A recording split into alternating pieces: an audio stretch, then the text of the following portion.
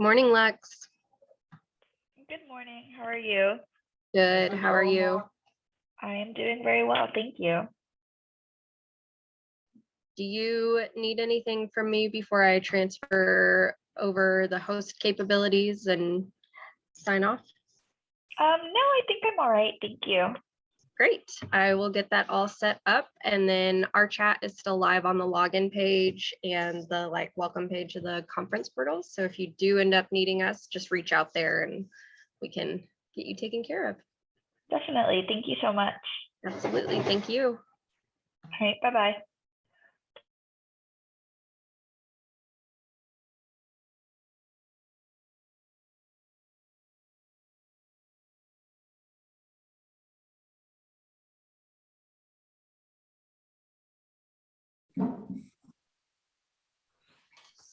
Good afternoon, everyone. My name is Dr. Najja Baptist. I'm a assistant professor at the University of Arkansas, Fayetteville.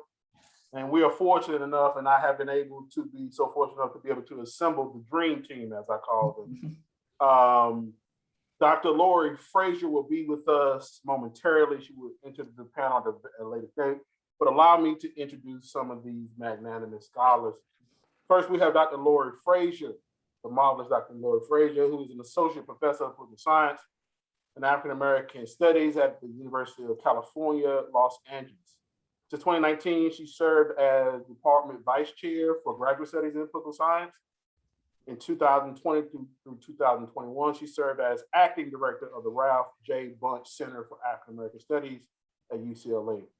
Her research interests includes racial, ethnic, political behavior, African American politics, women in politics, immigration, political incorporation, and state and local politics.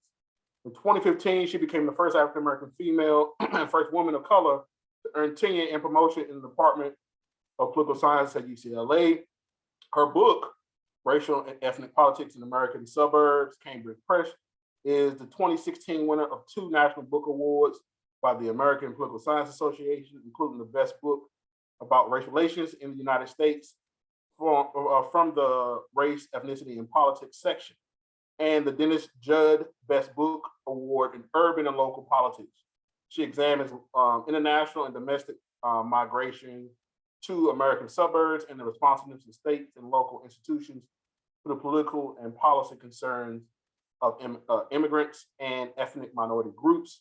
Since 2018, she served as co-principal investigator of the Collaborative Multiracial Post-Election Survey, the first multi-ethnic, multilingual post-election survey of political preferences and behavior among racial voters in the presidential election in 2016.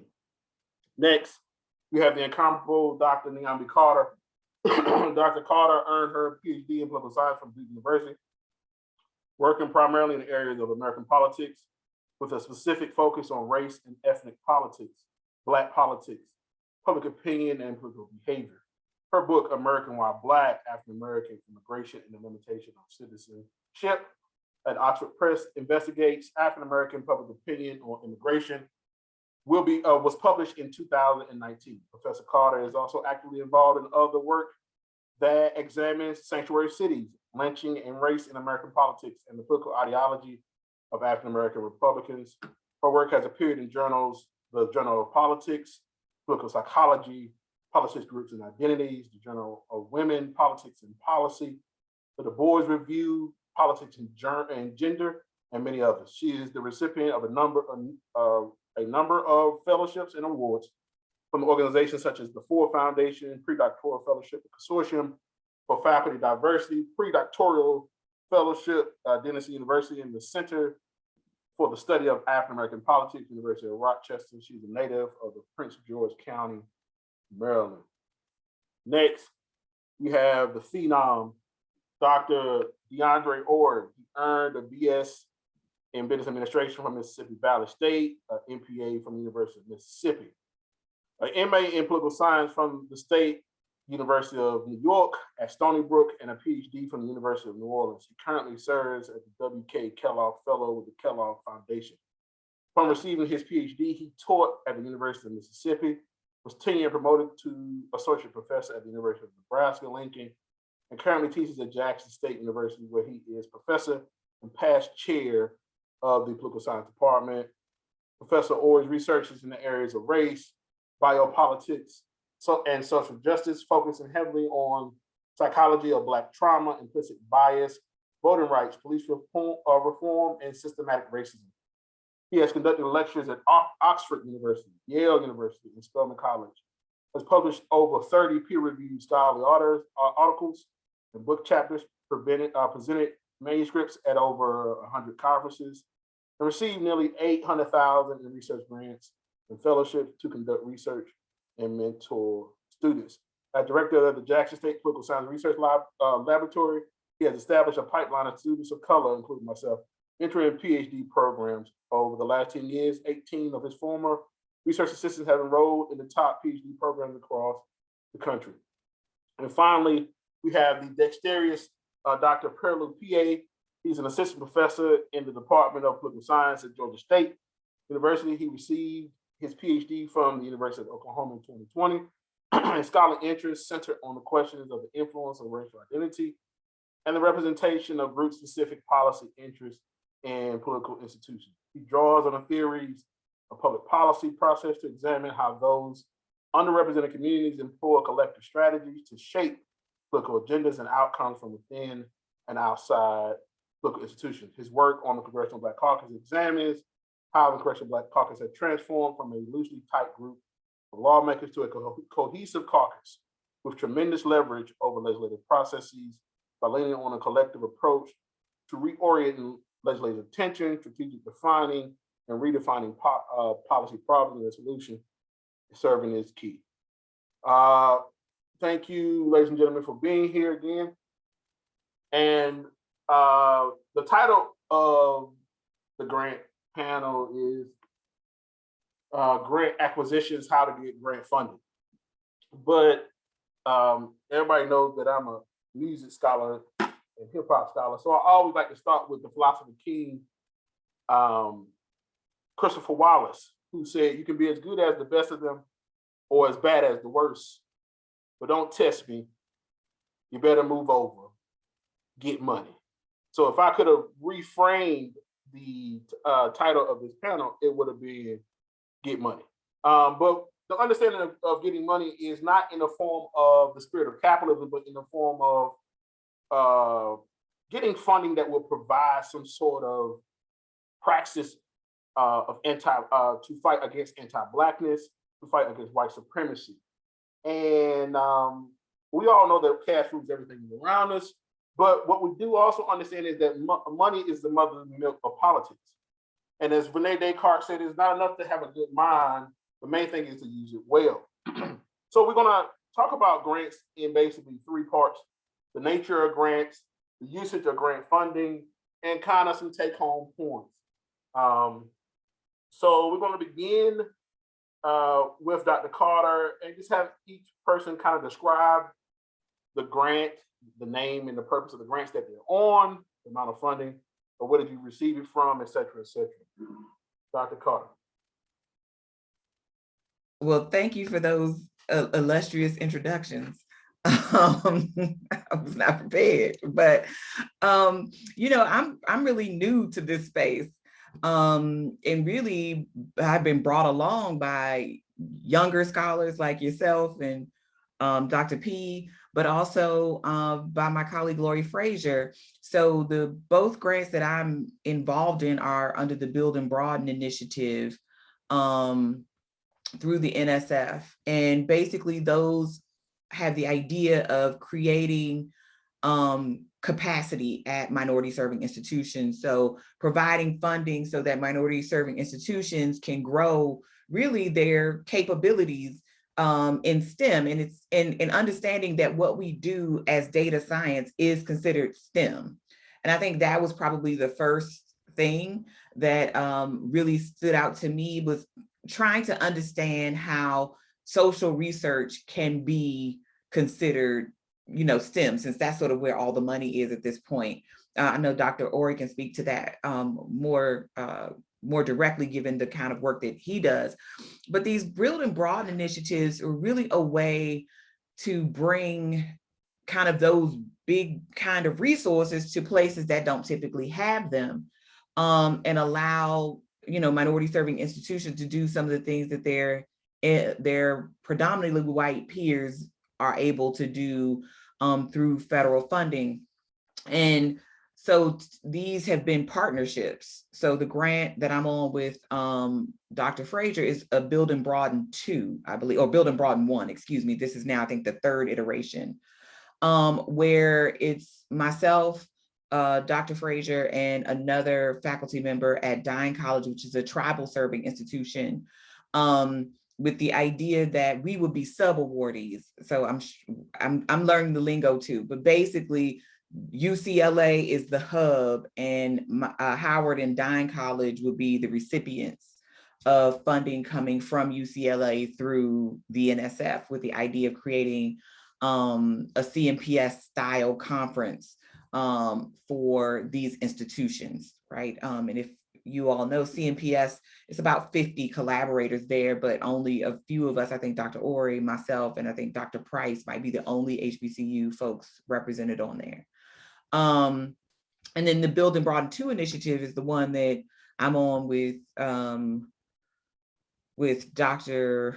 Peay, Dr. Baptist, Dr. Hall in Stansbury at North Carolina Central, Dr. Fraga at Emory, where we are trying to create mobile sites for fast acquisition of data, but also create a space that exists permanently to do data analysis at Howard University and at North Carolina Central University with, you know, our other partners. So that's sort of what these Build and Broaden grants generally do, which is support research capacity at MSI institutions. And I can speak to that one directly. That one is a $196,000 grant over 3 years just for Howard University alone. Each site got roughly the same amount of money, but it's, I think, $1.5 million grant total, I think is the valuation. I think that answered all your questions. I think that's what the question was. I'm sorry. Yeah, no, you did, absolutely. We got time, we got space. You know how I get. Go ahead, Dr. Orey. Yeah, so I'm gonna tackle this just a little bit differently, because Dr. Carter actually discussed the Build and Broaden, which we are currently have a grant from NSF. But if I were to give some advice, first thing I'd say is to get to know the program officer. Get to know the program officer. The officer is like an editor, if you look at it, of a journal. And so you need to have the program officer speed dial and first name basis. Also include your students, particularly undergrad students, so that you can put them in the pipeline. And NSF, for example, looks very favorable on that. And it's a benefit to the students, clearly. So we've had good successes, as Dr. Baptist indicated, and it's been strictly because of the efforts of organizations or funding agencies like the National Science Foundation. The first grant that we received, Dr. Baptist was a first-year grad student, and he can talk about that a little later, but we literally had a mobile lab where we were toting computers across campus and cots. But this was a mobile lab that actually eventually led to a physical lab over the years. You think about, when you talk to the program officer, think about it like an elevator pitch, but then put pen to paper. And so you write a white paper. The white paper is only going to be 1 page, and it should clearly delineate what it is that you're attempting to do, or that you propose to do, but eliminate the jargon. In many instances, these program officers will not be in your subfield and definitely will not be familiar with Black politics. And so you need to, remove as much jargon as possible, but, still make the point that you like to make in terms of this being innovative research. And then in many instances, not only will they not be in your subdiscipline, they may not even be political scientists. So depending on the funding agency that you are, attempting to get money from, they may not be in that area. There's some lesser known opportunities at NSF that a lot of people don't know about. So there's one that we received when Dr. Baptist was at Jackson State, and that was this SGER grant, Sugar. And the Sugar grant allows you to do innovative research that has been less developed and that is, pretty novel in a sense. And they'll take a risk at you completing that type of research in a pilot study. And then there's rapid grants, RAPID. And then the rapid grants are designed to give you funds immediately. So for example, when Hurricane Katrina hit, folks were out, getting these rapid funds. When George Floyd hit, folk were out getting these rapid funds. We received a rapid grant when Brown was killed in Missouri.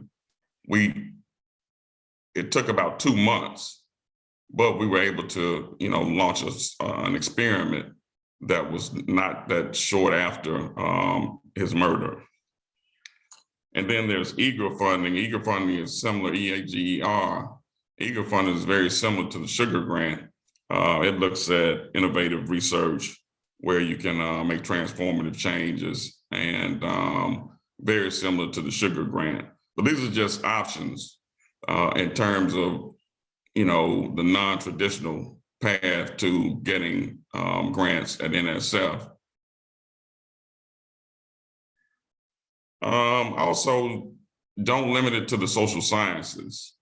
The National Endowment for the Humanities has grants, and they have grants for HBCUs. We received a Mississippi Endowment for the Humanities grant to do oral histories. We received a National Park Service grant to do a documentary. So don't limit it to the social sciences. There are opportunities outside of the social sciences. Also, when you reach out to your program officer, ask them about serving on review panels. The review panels are where they actually make decisions on the grants and they review the proposals. I had the opportunity to serve on a review panel, and just so happened when talking to the program officer, she said that, a lot of HBCUs don't apply for some money that we have. I said, well, tell me a little bit more about that money. And so she said that there were some internships associated with grants. So if you get a grant from NSF, you can apply for money to provide internships for your students. This was money that I didn't know was available. I didn't know that program existed. But just by talking to that program officer on that day, she informed me that, a lot of HBCUs don't apply for these funds. And this one because they don't know of it. I'll stop there. Oh, well, I guess going back to the point what Dr. Carter mentioned in terms of what I call STEAM and not STEM. So science, technology, engineering, arts, and math. One thing that I know NSF likes is to focus on interdisciplinary research. So we've been able to do some work in the area of biopolitics and political psychology, and we've incorporated psychophysiological approaches to studying political science.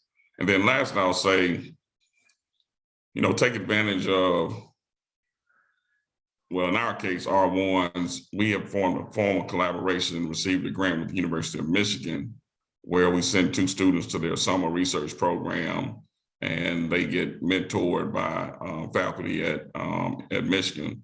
We know at HBCUs, human capital, we have a dearth of human capital sometimes, and there's some areas that we simply don't have the expertise. And so methods is one area that, many HBCUs, are limited. And so we send them to to Michigan, and oftentimes they participate in ICPSR as well. So I'll stop there, and I can answer some of the questions I was supposed to answer a little later. Okay, that's not good. So, but as he spoke earlier about me being, he kept using this word "we," as far as mobile labs was concerned. We, what he really did was strap 5 or 6 computers to me and gave me an outlet and told me to go get him some data. But the point was, if it wasn't for the funding that Dr. Orey acquired from the grant, I wouldn't have survived as a graduate student. I didn't have nothing in my refrigerator. He had to take me to the grocery store. I tell these stories because, when people say started from the bottom, there was a level below the bottom. That's where I started from. But the notion is that these grants become imperative to not just the survival and just the perpetuation of the research itself, but also the students, and ensuring that they survive and that they understand the importance of the research. So Dr. Peay, can you speak on the grant that you're involved in and kind of what inspired you to write the grant and the purpose it is for you? Yeah, for sure. So I'm on a couple of grants right now, and I'll start with the big one. It's the NSF Build and Broaden 2, the second generation of Build and Broaden.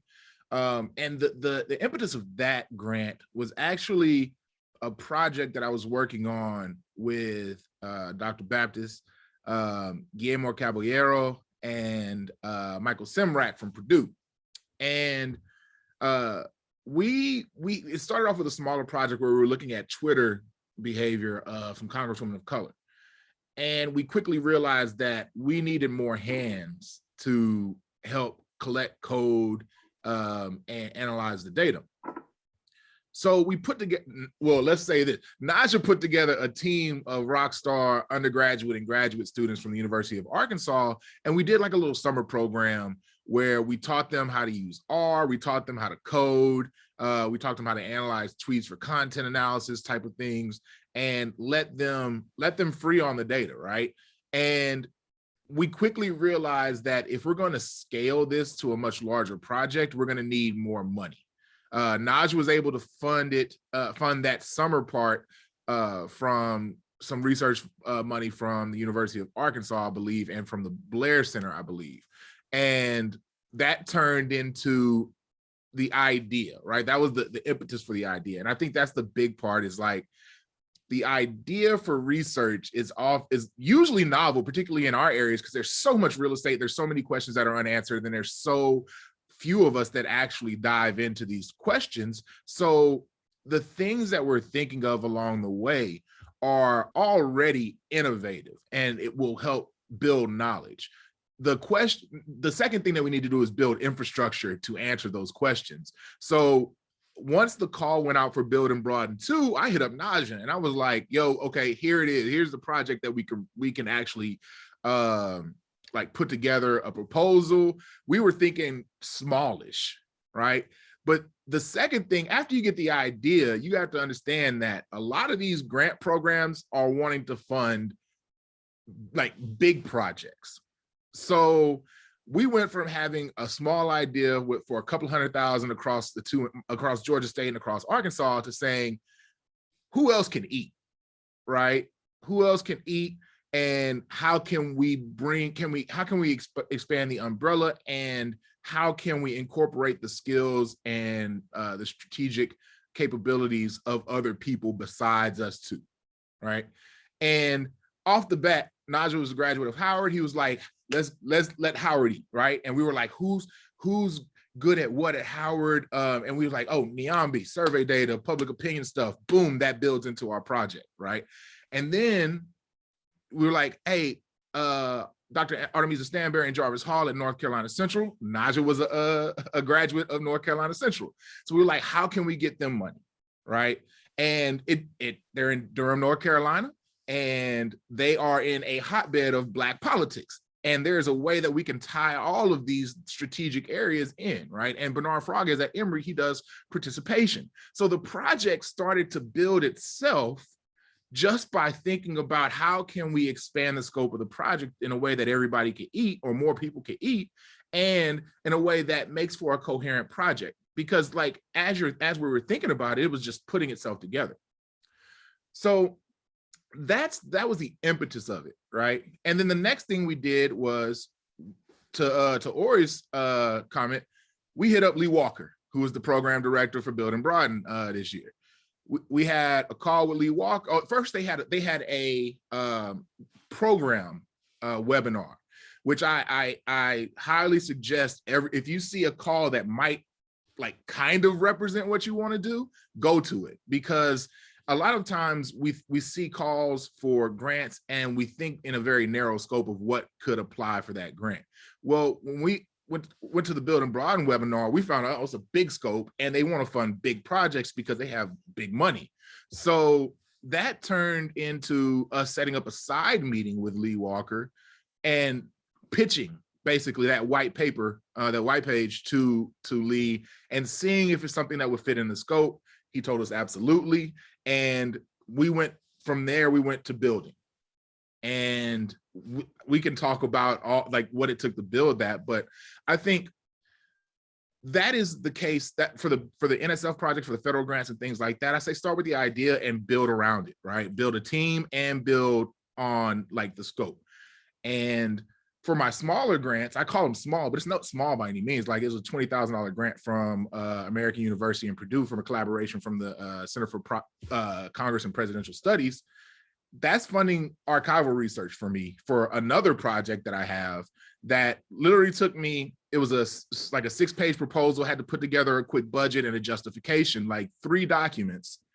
And I put it together in a couple of weeks and threw it up against the wall and it stuck. And now I have money to fund my book project. This like that was an extension of my dissertation, but I needed archival research because I finished in the beginning of the pandemic. So all of the archival research that I wanted to do, I couldn't do, and I didn't have funding for. So that was a way to complete all of that stuff. I'm actually on an archival trip right now to get that research done. And $20,000 here and $15,000 here and $30,000 here adds up. And a lot of times there aren't as many people that are applying for the smaller grants. Everybody's shooting for the moon, but you can, you put together 3 $30,000 grants, you got $100,000. So that's one thing that I would also advise people do is apply for big and small. And also don't think that it's just limited to research. There are a lot of grants out there that do allow for things like conferences. To Dr. Carter's point, I'm on another NSF grant with Doctors Andre Gillespie and Pearl Dow and Sarah Gershon and Bernard Fraga and Matthew Platt and Terry Platt from Morehouse and Clark Atlanta, just to bring people to the Atlanta area that are doing studies on Black politics in the Southeast and the South. And that was, we got, I think it was like close to $80,000 to have just a conference, just to commune with people, right? So if you want to put together a conference or a writing retreat or a professional development session or something like that, people will give you money for that. So ask for it. And so you don't have to come out of pocket for a lot of that stuff. So like try to think broadly in terms of what you want to fund, think big, and then try to build with people that can provide certain skills or expertise to your program, and also apply broadly if you have the time and like manpower to do so. And I'll stop there. I know we got tons of questions. Oh yeah. We're gonna get to the question. And so to summarize what I think everyone is saying thus far, in the words of the philosopher king Ace Hood, closed mouth don't get fed on the boulevard. But I remember as a doctoral student when I was writing my dissertation, Dr. Carter telling me, this is your first bite of your apple, not your only bite of it, right? And so what I understood then is that these ideas that I had for these projects, I just put them all down, right? And then I used the blueprint that Dr. Orey gave me about collaborating with folks, right? That's his main thing, collab. You gotta collab with everybody.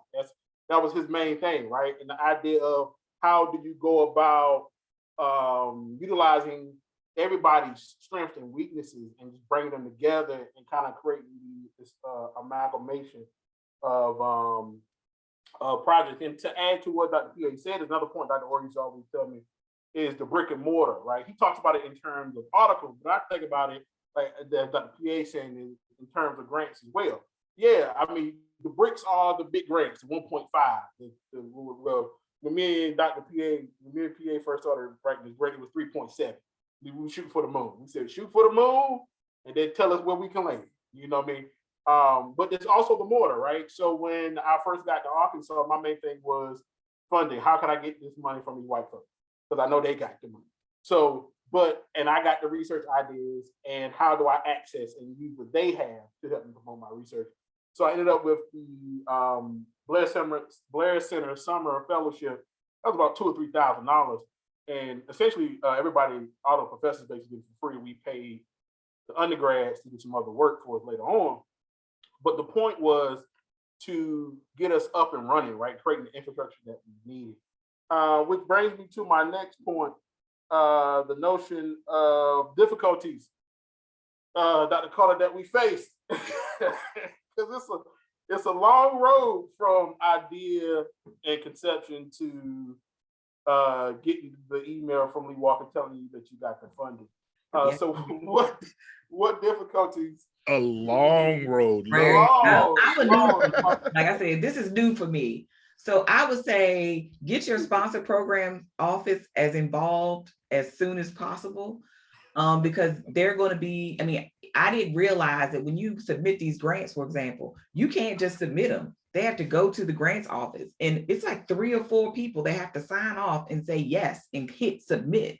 So you can do everything, write the budget narrative, write your bio sketch, write the budget itself, and do all of that stuff. But you can't actually submit it. Your institution has to. And it was things like that. It's like, oh my God, I wish I knew. And we were doing this in the summer. So I can say this for my HBC, I don't know about others, but we have a very small staff in our sponsor programs office. And so you have like 2 or 3 contact people, but those same 2 or 3 people are in and out of the office because it's summertime. So trying to get things done, like when we wrote our first budget, they told us to shave off, I think, $2 million and some change. So we had to go back and redo the budgets.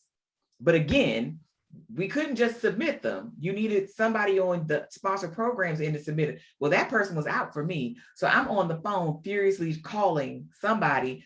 Lee Walker's calling me like, we need this thing turned back around. I'm like, I'm trying. There is no one. I don't know who else to call. And so I think at bigger institutions with more resources, more staff, you get to be the idea person. Well, I found, at least in my experience at my institution, as it is currently organized, you have to be the ideas person, the money person, and all the other things that we are not trained to do, quite frankly. I don't know about anybody else, but I was not trained as a graduate student on how to get funding. And so writing a budget, like I didn't know what equipment was and what, these different breakdowns. I was putting stuff in the wrong place because I didn't know what was what.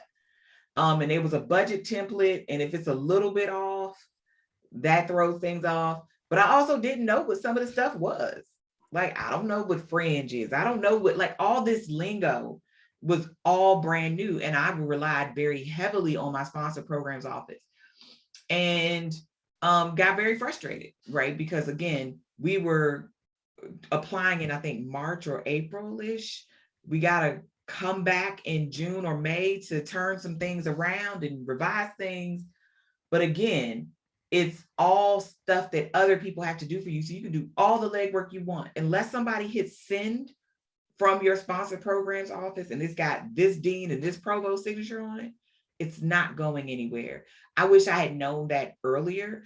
And when we did get the sponsor programs office involved, it was like, okay, but it can be very slow. So it was super frustrating because I didn't know that was the process. It's not like things that you apply for, like with the Wilson Center. I just apply.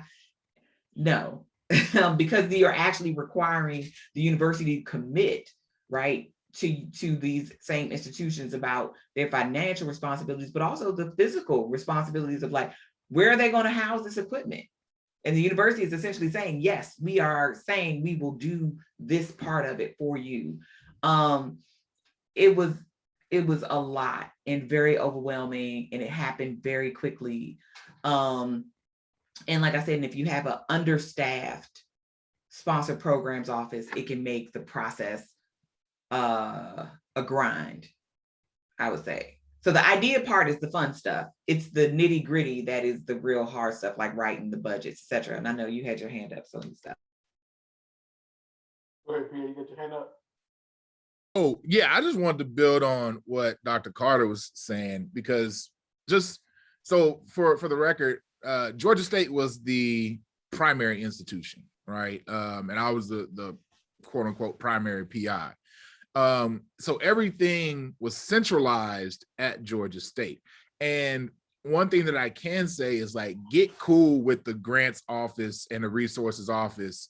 Even if you don't have grants that are going out right now, like, go to their webinars or their meetings, like, get familiar with who your particular department's grant officer is and things like that.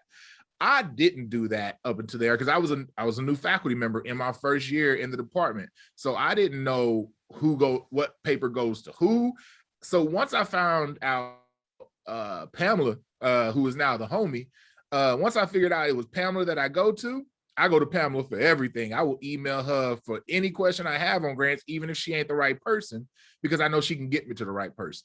So when we started writing the grant, Pamela was like crucial in coordinating between different universities and making sure other people were able to get their stuff. So depending on the resources of your institution, like we're a moderately resourced university, right? We're a Research One institute, but we're also the third tier university in the Georgia university system behind Tech and UGA. So we're not necessarily as resourced as some of those other institutions, but we have more resources than others. So that came in helpful when trying to coordinate with some of the lesser resourced institutions. And I will say, there are some things that are in your control in terms of you can get things in as fast as you can and ahead of time before the deadline as you can. And there are some things that NSF will throw at you out the last minute that will throw the entire timeline off. So we got an email from the program director at the end of May saying, hey, we want to fund you, but you asked for 3.8 and we can only fund 1.3. So we need you to get down to 1.3. So we couldn't just go at it with a scalpel. We took a sledgehammer, a hatchet, and any other like blunt object we could find to the budget to get to the number. And it took us about a week and a half to figure out where we're going to make cuts, including cutting a year off of the program, moving the start date back, all these different creative ways of trying to keep the project viable. And once we get that done, and Lee was like, can you turn that back around in 2 weeks? And we're like, all right, cool. So we had to send it through all of the different universities and send it in. And once we got that done, Lee is like, congratulations, we're going to fund you. Now we need to get IRB approval at every institution before we can approve the grant. And if anybody's done IRB, y'all know it can be a sludge, especially like if you're using human subjects. And in this instance, we had to get IRB at 5 different institutions over the summer when people on vacation and all kind with instruments that we didn't have. We were trying to do an IRB off of an idea and a grant application. So we had to come up with instruments to get approved for IRB approval at every institution. And we had to do that in like a week, which if y'all have done an IRB, y'all know that's virtually impossible. So like you can prepare for everything, but the grant process will still throw some random stuff through the back door and be like, oh yeah, you thought it was done? You thought it was over? Nah, it ain't over. Here's some more hard stuff for you to do. It was well worth it. Once we got the okay at the end of July, it was like, bet you're good to go. But Lord Jesus, it was a lot. And I know my hair is growing, but I think I lost somewhere in there. So yeah, that I would say, like, to Dr. Carter's point, get familiar with your grant office, make you some friends in the grant office, make you some friends with the IRB. If you got to speak to the director of the IRB board, I need to speak directly with you over Zoom so I can make sure I got everything right. And I need you to approve this before I actually do it. You know what I'm saying? Those type of things to help you out in the process. And I'll just add, I'm on the IRB, which is the only reason I think I was able to get a preliminary approval. Like you said, this is an idea. We have not figured out what we exactly want to do yet, but we have to tell these people something because they're not going to give us a carte blanche approval for a project that doesn't yet exist. And when I tell you, it was only because I've been on the IRB for 4 years now, I think, that I was able to get them to say, all right, Niambi, you know, when you come back, you can't just do stuff. You got to come back with a real solid plan. I was like, yes, but we just need these people to know that y'all are going to say yes, that we have an actual idea that is going to be executable. So they'll give us this money. And it was, I forgot about it. I think I put it out of my mind actually, because that was a stressful summer. From March to July was extremely stressful because it's a compressed time schedule and it's at a time when the world is not working at universities. So I think, you know, planning at a different time of year, you'll get different outcomes, but that just happened to be the window we were in and it got a little hectic. But, you know, like you said, it was well worth it, but it was certainly stressful. And thank God for Yeah. grace and mercy. Go ahead, Doc. No, I'll say I can echo all those sentiments in terms of not having staff. And, you know, I'll get to the point later about actually after you get the grant and not having staff. But we have a person in our sponsor programs office. He's really good, but it's only one. And so he's handling other people's grant proposals for different areas. And when I reach out to him, a lot of times I reach out to him, it's due at 5 o'clock. I'm reaching out to him at 4:50.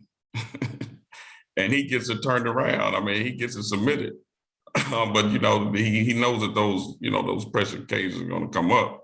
But that's the stress of writing these proposals and then submitting them as grants. You had asked about, you know, sort of tracing the evolution of the grant that we have now with Building Brighton. I just started doing stuff that I didn't realize was really just psychology. There was a woman, Roxanne Cohen-Silver out of UCI, University of California, Irvine, and she was doing some work on cumulative trauma. And what she was working on was suggesting that people who were exposed, who had been previously exposed to trauma, will endure trauma, you know, in a present day trauma. So, you know, cataclysmic events like Hurricane Sandy, then 9/11, and then COVID. And I said, well, there's something missing here. And it only takes one thing to be missing, you know, that whole incremental evolution of science. In this case, I said, well, it's pretty obvious. You don't have anything in there about, you know, police killings or police shootings.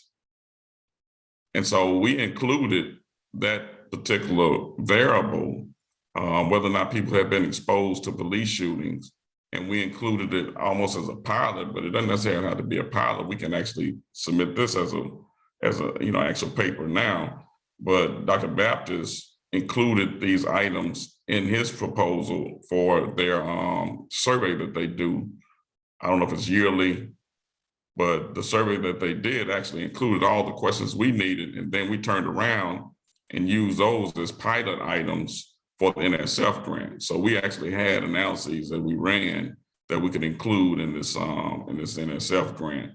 But, you know, post grant reception, once you get the grant, now you gotta administer and do the grant. You gotta actually do the work. So we just had a transition of staff. A new woman comes in. First of all, staff rarely are trained in the social sciences and liberal arts to work on grants. And so they literally have to, you know, learn how to do requisitions. I mean, we do requisitions, but because our budget is almost zero, they don't do them often enough. So now we're confronted with this woman who's new and us having to, you know, really wait to get people paid. And that's another issue with students.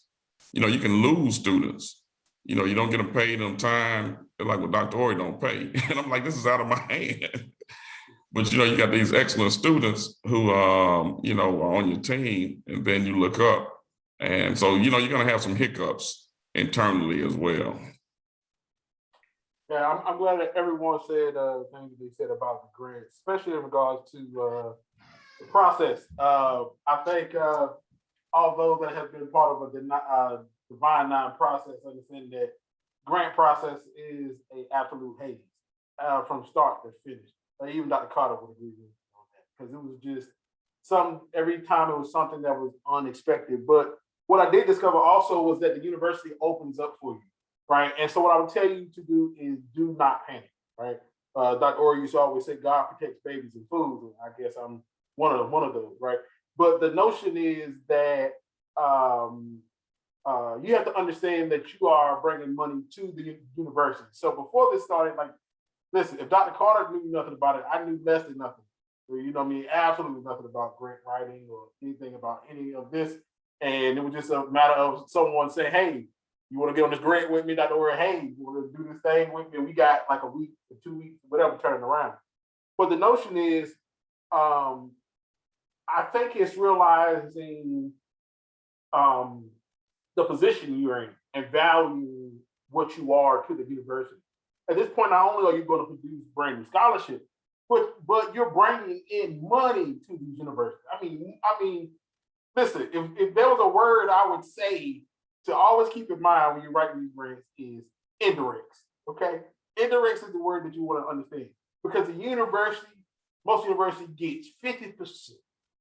They get more than Jesus. They get 50% of the money. You hear what I'm saying? So we bring in $500,000 to University of Arkansas, or $250,000. They get $125,000 off the top, right? But to the point of how do you and why you should, and this is what I learned from being at HBCUs and from being in INCO, is you make folks your family, right? And then making people your family, you end up having different conversations with them and understanding how the game really works. So yeah, we had to deal with the IRB approval, and yes, they didn't allow us to have a preliminary approval at first, and so we had to go back and get full IRB approval for 5 universities, right? And I think that was something within itself. But being able to, I never seen white folks be so congenial before in my life, because when I contacted the director of IRB, and this was during the summer, and everybody's experience is different. But this guy was in, I think, Cancun or Paraguay. I don't know where he was, but this guy got on the phone. He was the director of IRB. And he said, I'm going to personally walk this project through. And I was just like, oh, I was so appreciative. Oh, thank you very much. And he was like, no. You pay my salary. And so then I started to understand what sort of power we have with this funding. Not only are we promoting this emancipatory and liberation scholarship, but we're actually being able to fund other folks beside us and our students themselves. So, you kind of, you walk around with a little, Barack Obama swag every so often, a little bit more. I do a little bit more now. And I realize how the university opens up for you. Go ahead, Peay. I was just gonna echo. I was gonna add what you were just saying. Like, they need us just as much, if not more, than we need them. Actually, yeah, they need us more than we need them. Because if we were allowed to submit these grants on our own and they weren't allowed to take half off the top, they wouldn't be able to fund these departments and universities. Like, out of those indirects. So, like an example for Georgia State, the college gets 25% of every grant that comes through, every federal grant that comes through. And all these prices are negotiated with the federal government at the university level, right? So the university gets 25%, the college gets 25%, and the department gets a cut, right? And one thing that I would have, like, I know now is that you can negotiate with your department of how much of that of their cut you get back. So you might get a little bit more back off on the back end from indirects, and usually the PI does. So keep that in mind in your budgeting, that there's a certain cut from the department cut that you get. But in some instances, you might be able to negotiate to get a cut of the college's cut as well. Now, the university ain't gonna give you that cut because they operate off of that. But there might be some way to like pull back in some money from the dean's office and say, hey, can you fund 2 more grad students for me on this project out of the dean's indirects? Keep 10% of that, not 25% of that. Now use it for good here, and y'all can throw y'all name on it if y'all want to. I don't care. But like I said, Georgia State was, I think, 52%. Boom, cut our stuff in half. And again, remember, we had to come down from 3.8, where in total we were going to get 1.7 of it, going down once you took off the indirects, down to 1.3, where the actual funds that were distributed to all of the PIs was around 200,000 a piece, and that's a lot of 200,000 is a lot of money, and $1.3 million is a lot of money, but you got to realize like half of that is gone. It vanished into thin air and you don't get to see none of it. So that impacts like your summer salaries, that impacts your equipment purchases, that impacts, how much you can pay students and for how long. It impacts the length of your thing. Because if there weren't indirects, we would have a 5-year program, but indirects was like, nope, you're going to get that cut. So that's just one thing that I have to echo off of Najja's. And just to add to that point real quick, the grant specialist at University of Arkansas, her name is Kim Gillow. Kim is my sister. I'll get Kim and her husband Christmas gift. I get them birthday gifts. She's my friend on Facebook. Let me tell you something, because what happened was when I had to cut the budget, right? But they used to say, man will make you have to cut the budget, but God will teach you how to budget the cut, right? So I went to Kim Gillow, and Kim Gillow told me, she said, oh, no, you're doing this wrong. You're paying students as like an employee. She said, you pay students as stipend. So that way you save money. And then the dean ended up putting her in charge of my grants. And so anytime I have a grant question, I go back to that same person and find your point person. Dr. Carter. Yeah, I was just going to add to, this is a slightly different point, but get on the mailing list for these organizations that you think you might want to get money from. Because like I just opened my email today, I have 30 different initiatives from the NSF. 30. From everything to computer and information science and engineering, to tribal colleges and universities, to HBCU undergraduate programs. So there is money out here to get in. Like I said, I think everybody said this before, I'm not going to beat a dead horse, but work with other people, because having a point institution with a much better funded and organized sponsor programs office made things run a lot smoother, because that person, right, from Georgia State was able to say to everybody, this is what I need y'all to do. And everybody pull it together, right? Like get it together and send it to me. And then we'll do blank, blank, blank. Because again, when we have a smaller sponsor programs office, I know everybody in there. I just don't know what everybody does. Because sometimes it's Pan, and then sometimes it's Caribbean, and sometimes it's this person. And even on the administration side, it's a whole nother team of people that do the administration of the grant side. So when I had to do the spin downs and all of that, I have to talk to a whole nother set of people. And that's a whole nother training that I did that I still don't quite understand what I did actually. That I'm gonna have to learn again, to Dr. Orey's point about how to do the requisitions. We do a lot of them, but when you're doing them for the federal government, that's a little bit different than the ones you would do internally for the university. So, all of that is really important. And again, to just Najja's last point, I know we need to open it up for questions, is, universities love when you bring them money, and they want to keep that money, and they want to keep you most of the time. But that money is also portable, right? That money is not like delivered in a lunchbox in cash. That money is electric. And so that money is also portable and can follow you to other campuses. So that's also something to keep in mind.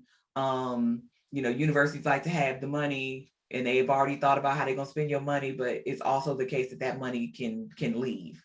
And so don't feel like if you get the money, you're hemmed in and you can't move, right? Or that the money has held you hostage in a space that you may not want to be in. The money can move, and a good program officer will help you do that. And your sponsor programs office at your new space can help you figure that out as well.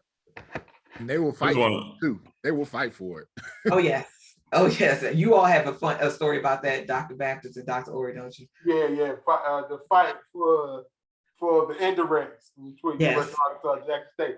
And I'm always on Jackson State side. That's just for the record.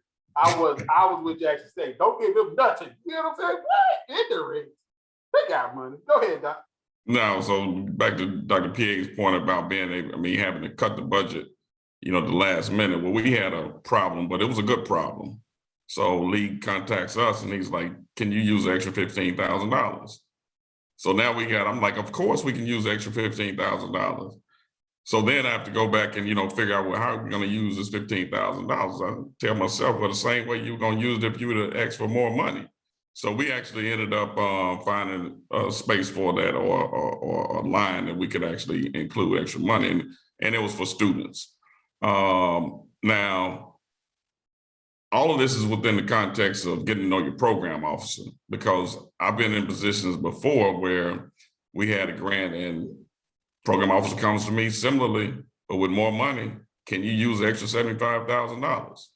So, folks look at what you're doing, and if they see that, you're trying to do the right thing, but just have a dearth of resources, they want to help you. They genuinely want to see us succeed. And, the fact that our students have actually, been succeeding, they're watching that. Then lastly, I'd say never allow failure to prevent you from succeeding. You don't get all these grants. I mean, all the ones you apply for, you don't get. We're telling the successful stories. But at NSF, this is another case of getting to know your program officer. This time I approached a program officer that I didn't know. In fact, Melanie Price put me on this particular grant, and this particular introduced me to the program officer. Well, I submitted a white paper to her, and after I submitted the white paper, she was like, no, we can't fund this. But she didn't give me a reason, and so I was, a little perturbed by that. But later, because I was persistent, I said later, she contacted me and said, well, we didn't fund it, but how about let's doing this? How about you doing a conference and invite all of your collaborators together, and then you all lay out a plan as to, how you would proceed with, proposing this idea. And something came up we didn't submit for the conference. But this is just another example of, needing to get to know your program officers. Go ahead. And to Orey's point, and to Orey's point, especially with NSF, you can submit a project to multiple programs.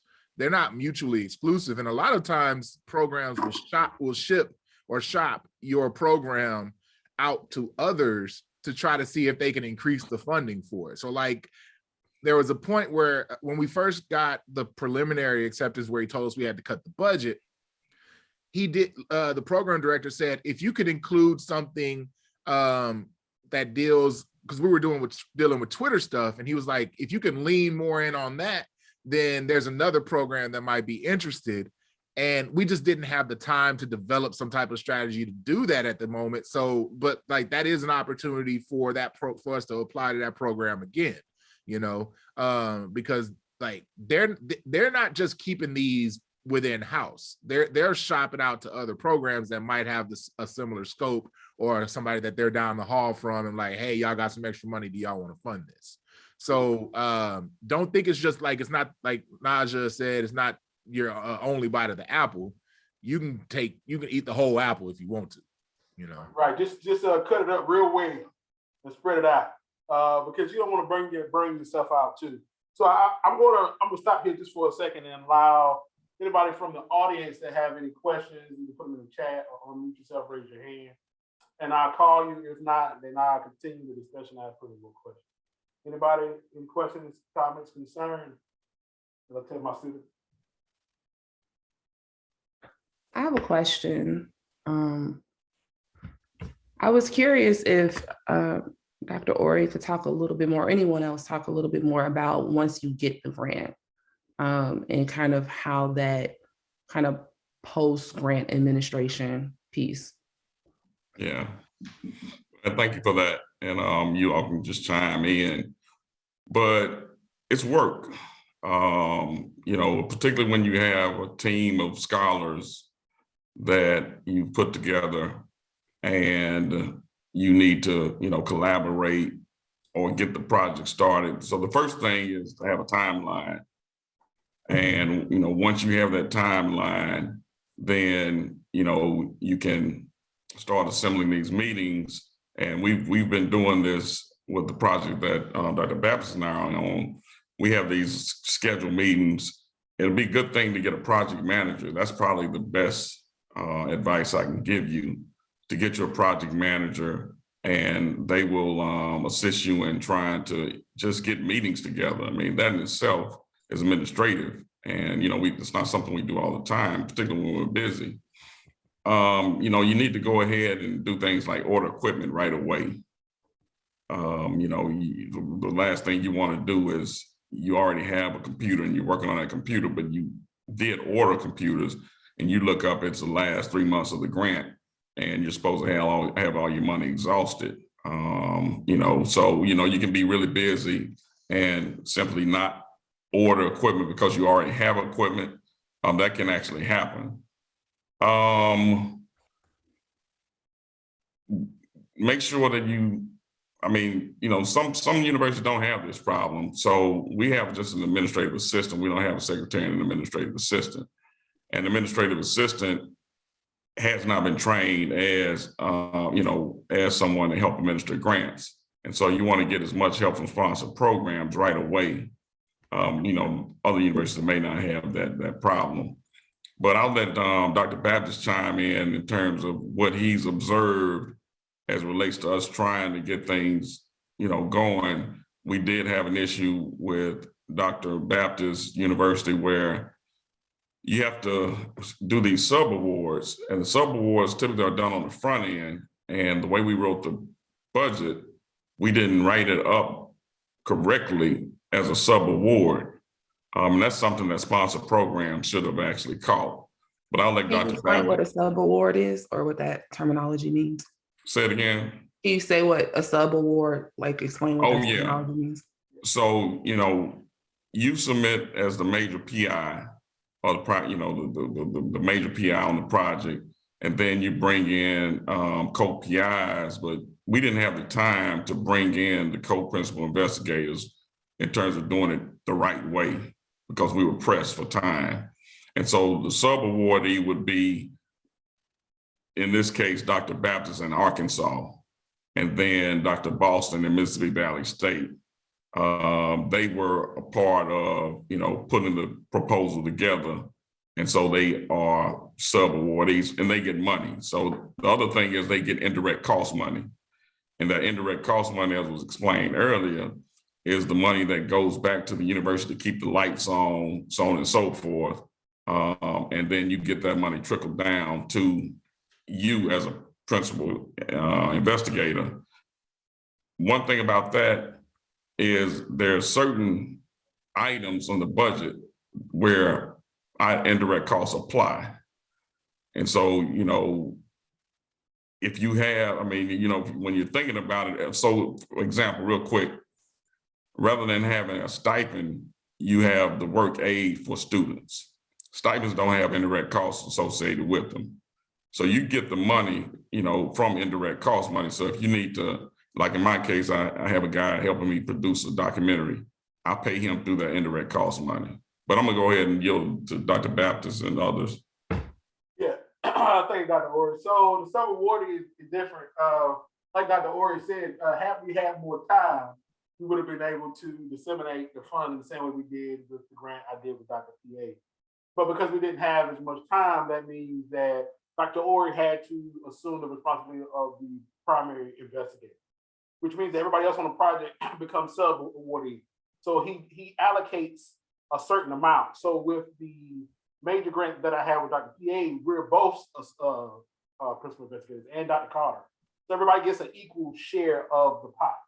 Now, when it comes to being a sub-awardee of a grant, the principal investigator decides exactly how much is needed, which is fine because we imagine, and this is the goal in mind when I was helping create these grants, to make Jackson State the primary head of that grant. And most of the research is being done in Mississippi. So Dr. Orey needs the bulk of that funding. But that means that when he creates the grant, he said, well, what happened was he tried to just send me money, right? And, you know, at these historically white colleges and universities, they put a hard stop to it. They're just like, okay, so what is this money? Where is it coming from? You know, so and so, such and such.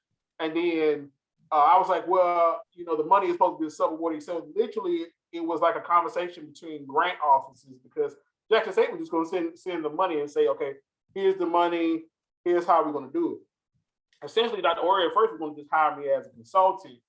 And then he was like, well, no, you might want to do some stuff in Arkansas, so let me send you a little bit more money and then sub-awarding, right?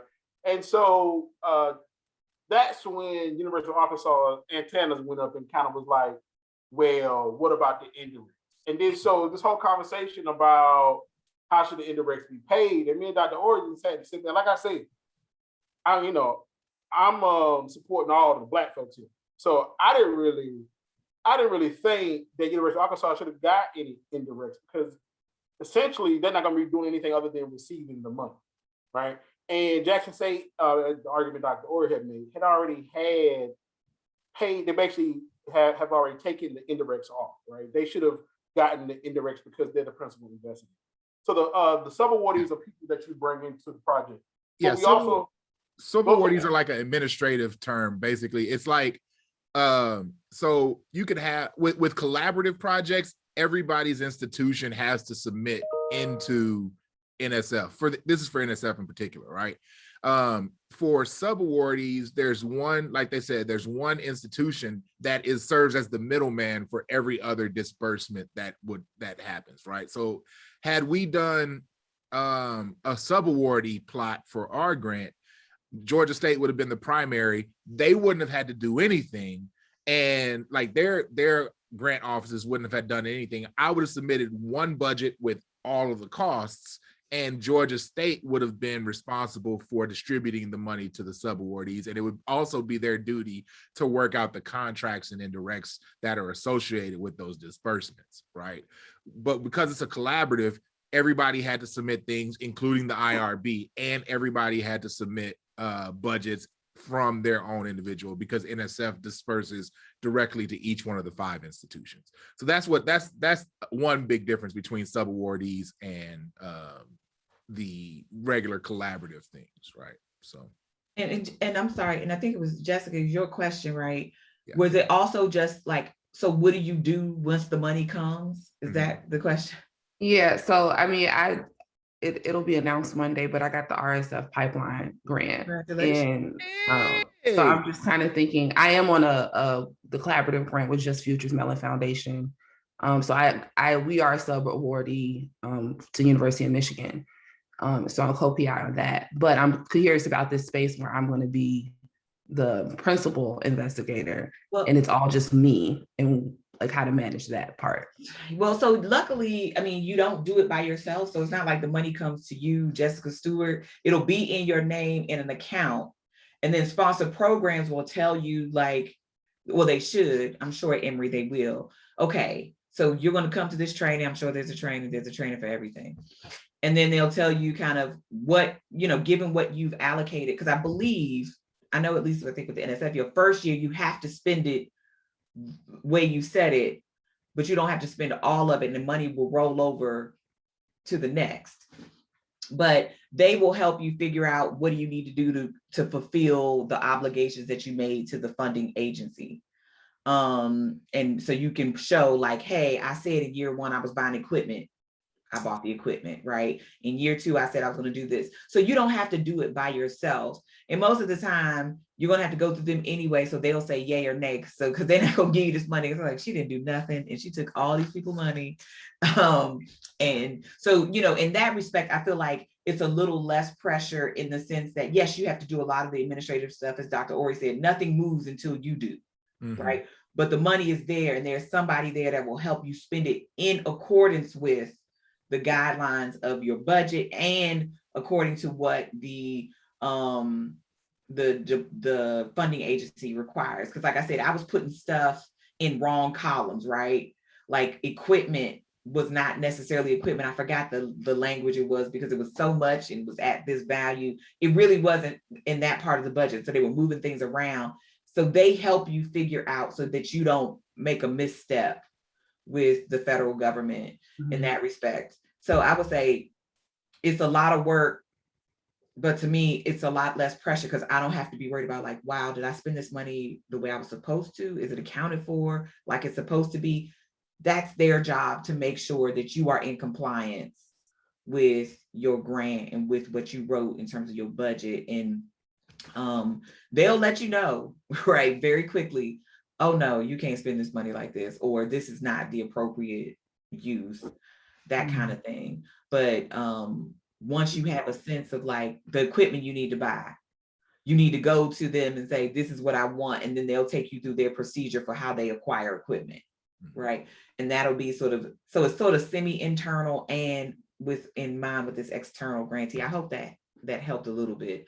But you won't be out here by yourself figuring out how to spend this money. You've already told me. I was gonna say that was really helpful. And even just the idea of like timing, so making sure like you do get the equipment first, like what Dr. Or whatever is written in your budget, but like I think March 1, we can spend our money, right? And so you know what the fiscal year is and you know how much time basically you have to spend it. And because it's universities, they have these vendors that they use to buy things.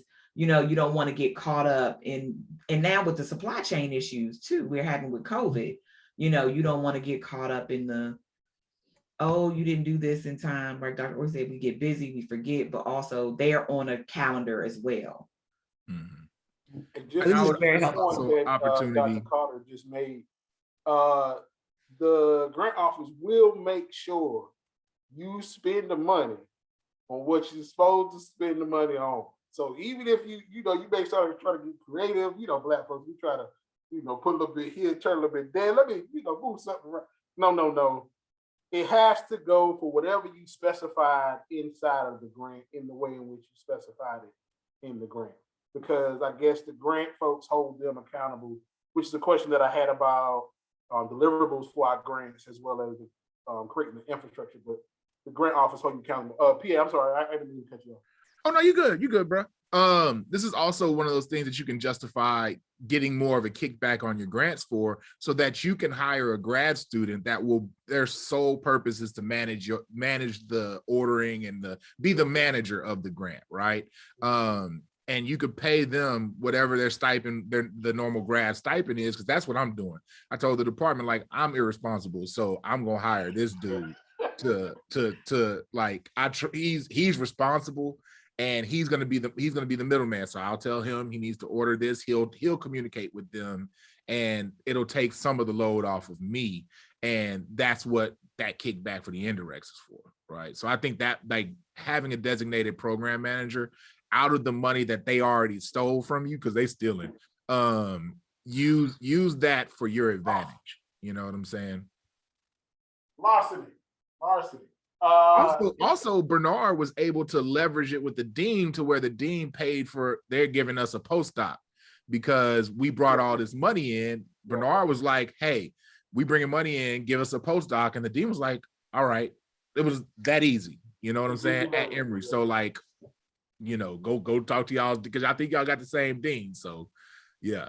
It gives you leverage for sure. Does anybody else have any other questions before we continue on? I don't want to make sure I allow anyone else. Let me check the chat. Anyone else have any more questions? Okay, so with the last, I guess we got about 10, 12 minutes. with the last 12 minutes, I just kind of want to touch on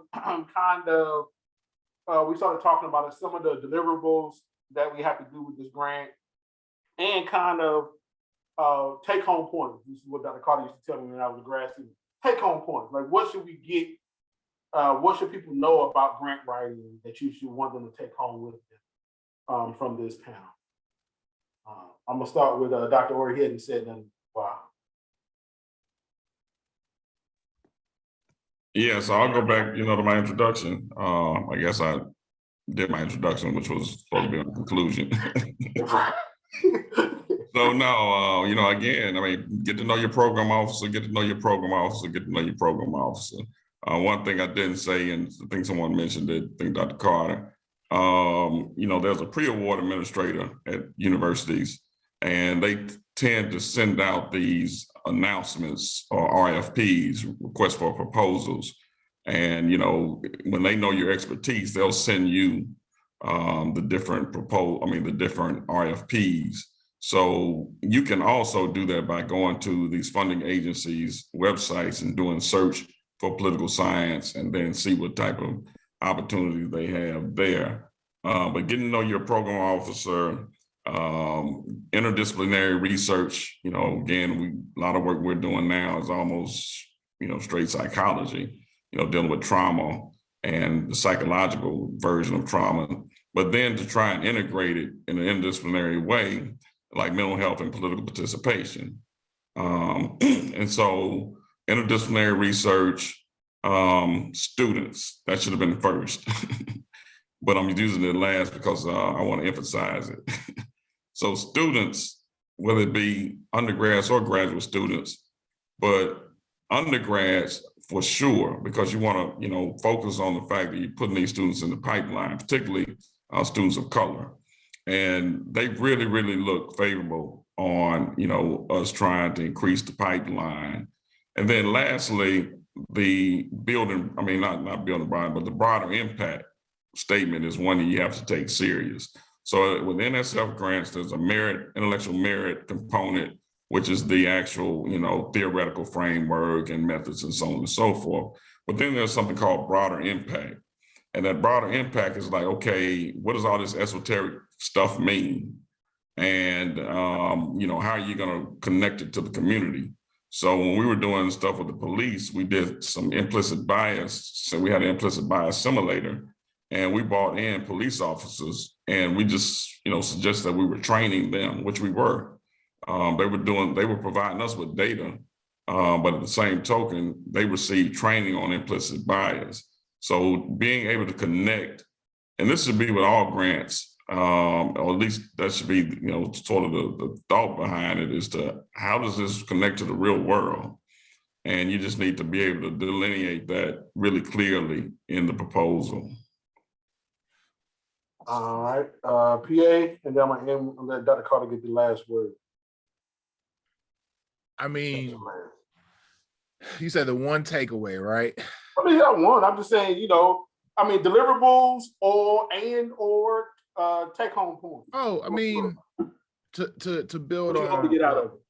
Yeah, to build on what Dr. Orey said and what I've said before is like I said, it starts with the idea, and no idea is too small, and no idea can be built upon, right? Like, it started with a small little seed of an idea and turned into a whole tree where everybody was eating off and it was bearing fruit.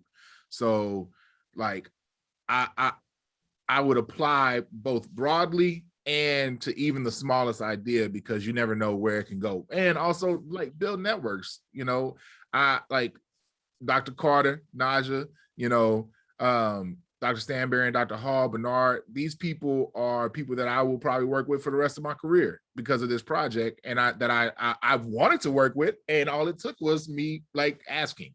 So this is one way that my network is broadened. The grad students that we're bringing in and the undergraduate students that we're bringing in, that is also broaden the network, and we're going to send them out to around the world to go work on their PhDs and do research.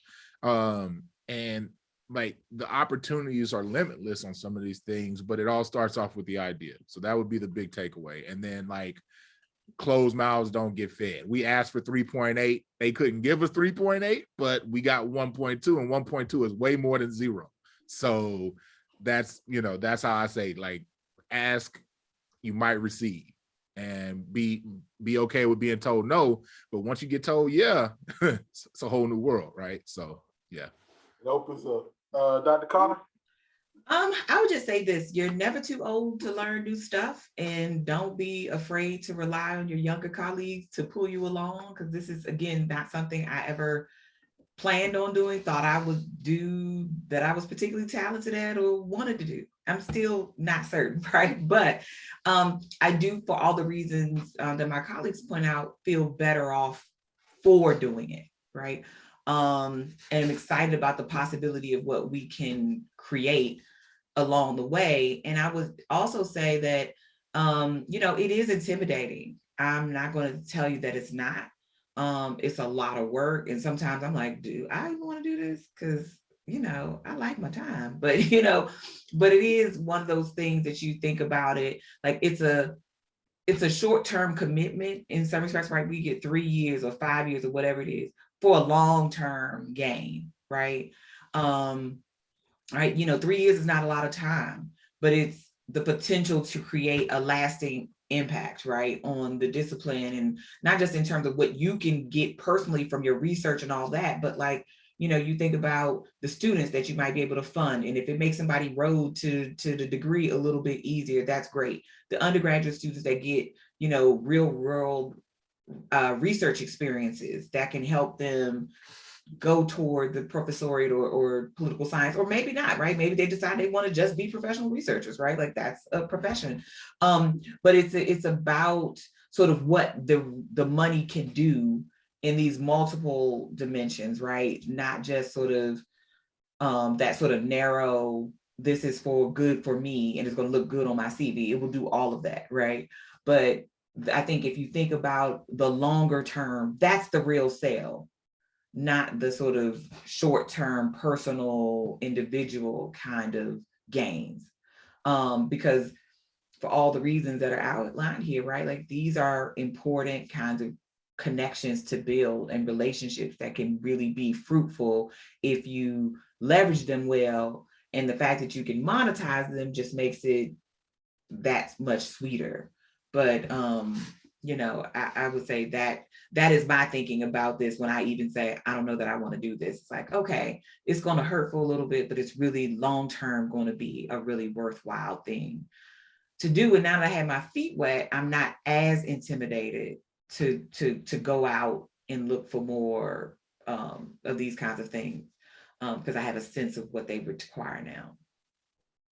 Yeah, those are all great points. So I remember about 12 years ago, I'm sitting in the Jackson State University Club with Dr. Orey, and he's sitting across from me. He shows me a check. And he said, you got to decide what you want to do. To thy own self be true. You got to decide what you want to do. You're going to be a practitioner or you're going to be a researcher. And I'm thinking, well, why can't I do both? Why can't I be an academic and get the money I need in order to finance it? And to watch people like Dr. Orey, Dr. Carter, and Dr. Jarvis Hall, and Dr. Arthur Stanberry, and countless other professors that have come out of their pockets and that have toiled in the field of Black politics for so long, with very little recognition and acknowledgement and funding. It's just like, my father used to always tell me, don't be like me, be better than me. And so my goal has always been to be able to figure out a way so I don't have to work as hard as they have to. I appreciate y'all working that hard, Dr. Carter, Dr. Wood, but I just didn't want to work that hard. If anything, I wanted to work smarter, right? I wanted to figure out a way to be able to have fun with people that I knew and came through grad school with, Peay, G, Mike, these folks I came through with, and be able to say, we can just keep doing this for the rest of our life. You know what I mean? And some other things is, I just want to say, grants won't make you rich.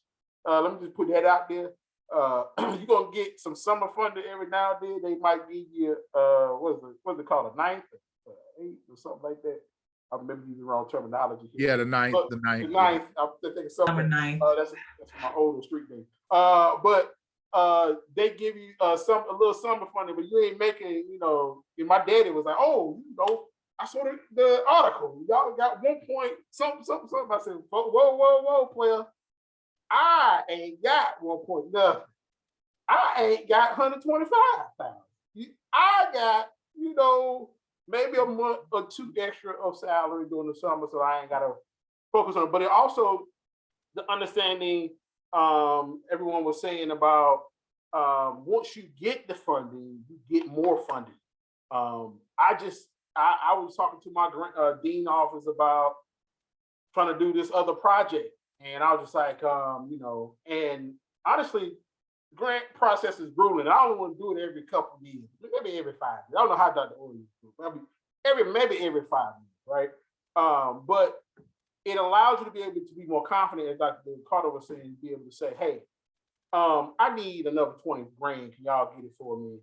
And after you done brought in 125,000, what's 20,000 or more? And then the other point is the exposure, I think, that everybody was making, the point that they were making. And that is the idea that we want to expose, and in particular, Black political scientists, right? And that's why I targeted the people on which I targeted and worked with the people that I work with, because I knew that they would bring in more students and we would be able to, open up the floodgates for everybody. I know that specifically with the grant that me and Peay and the course of Dr. Orey, we have NCOPs in mind every time that we're writing this stuff, right? It was just about how we're gonna get money for our university and NCOPs. And I mean, we wrote it in. I know me and Peay was like, oh, we're gonna make sure that they get money to go to NCOPs. That was what we thought about when we thought conference. And also understanding that different universities need different things. So for example, North Carolina Central, they need, we were in the conversation and me and Peay was like, yeah, laptops and tablets and so on and so, such and such. And they just raised their hand and was like, can we get tables? He was like, chairs. Can we get a printer? And I was like, wow, you don't, I've been so removed from it for a while that I forget, how that looks. And so in conclusion, because I don't want to hold it too long because I have that preacher mentality, but in the words of the notion also was to create the enclave, right? The Black academic Wall Streets, right? Where we're not trading in commodity, and where the commodity is intellect, right? And kind of showing how we can create, like we plan on writing articles and books. I mean, I told Dr. Orey, I told Peay this too, like maybe Dr. Carter, but the notion is that the amount of data that we're going to have control over, right? When I first came into the academy, the only data we could really think about was the Black survey data that Dawson uses, and maybe another one, right? And so now we get to create our own data and our own survey questions, then reach out to our friends and colleagues and hire some of y'all that want to come on and give y'all the data and say, hey, you can use this data. And we know we got enough Black folks, as Dr. Orey always say, if anything we can find, and that's Black people to take these surveys. That's not a problem, right? And so I just want to end it with the word of the philosopher king, Rick Ross. A boss is one who guarantees that we don't eat. And it is because of Dr. Orey and Dr. Carter and Dr. Hall and Dr. Stanberry that we have been able to fly because they ran, right? And the notion is that we have an obligation to make sure that we provide for the people that are coming behind us and to create the next scholars and insulate them more, right? Dr. Orey insulated me. He got me some bologna sandwiches and some hot dogs when I needed it, and now I'm able to throw, a couple of dollars to my students, a little bit more than, but it all works out. It all works out. So all hearts and minds clear. Anybody questions, comments, or concerns? Last statements before we adjourn. Just thank you for organizing the panel and NCOPs for having us, and congratulations to Dr. Stewart on her new grant and all the future grantees that are out here. It was good talking to you guys. Good to see everybody. Thank y'all for coming out. God bless. See you all. Good night. Thank you, Rev. It ain't no thing, man. This is Thanks, what I do. thanks. Yes, Hey, sir. appreciate you, Doc. The phenom. I gotta get ready for this list. You got me in coping now. I gotta get to this last panel now. Oh, they got a panel? Yeah, the closing panel.